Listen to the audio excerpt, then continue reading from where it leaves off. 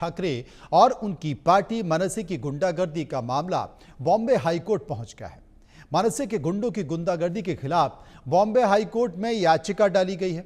कुछ दिन पहले अधिवक्ता घनश्याम उपाध्याय ने भी सुप्रीम कोर्ट में राज ठाकरे और मनसे के खिलाफ याचिका दायर की थी, लेकिन सुप्रीम कोर्ट ने याचिका पर सुनवाई करने से इनकार करते हुए घनश्याम उपाध्याय को बॉम्बे हाईकोर्ट जाने की सलाह दी। महाराष्ट्र में मराठी अस्मिता के नाम पर मनसे के गुंडे उत्तर भारतीयों पर लगातार हमले कर रहे हैं। हिंदी की जगह मराठी बोलने का दबाव बनाकर मारपीट कर रहे हैं। अब मामला कोर्ट में जाने के बाद लोगों को उम्मीद जगी है कि मनसे की गुंडागर्दी पर जल्द लगाम लगेगी। एक रिपोर्ट देखिए।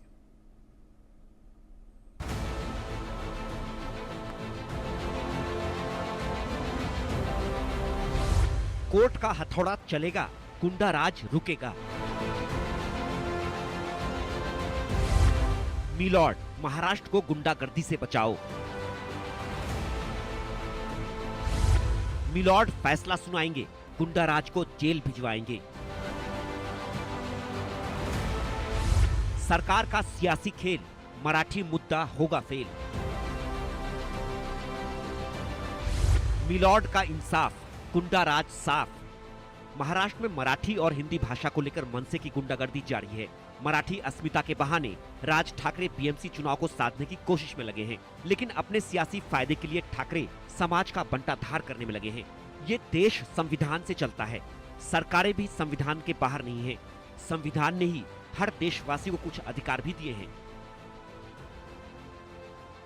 संविधान ने देश के नागरिकों को 6 मौलिक अधिकार दिए हैं।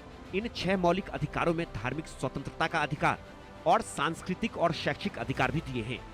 सांस्कृतिक अधिकार के तहत भाषा, लिपि, संस्कृति को बनाए रखने का अधिकार 6 मौलिक अधिकारों में ही है। हर नागरिक को अपनी भाषा, बोली, अपनी संस्कृति को बनाए रखने का अधिकार। महाराष्ट्र में रहने वाले उत्तर भारतीय राज्यों के लोग और गैर मराठी सभी लोगों को संविधान ही अधिकार देता है कि वो अपनी भाषा, बोली में बात कर सकें। चुनी हुई सरकार के पास भी नागरिकों से ये मौलिक अधिकार छीनने की स्वतंत्रता नहीं है। फिर ठाकरे बंधु संविधान के खिलाफ कैसे जा सकते हैं? क्या ठाकरे बंधुओं को संविधान के उल्लंघन की इजाजत है? क्या ठाकरे बंधुओं का भाषा के नाम पर गुंडागर्दी कानून का उल्लंघन नहीं? क्या मनसे का उत्तर भारतीयों के हिंदी बोलने पर मारपीट कानूनी जुर्म नहीं? क्या सरकार को राज ठाकरे और मनसे पर कार्रवाई नहीं करनी चाहिए?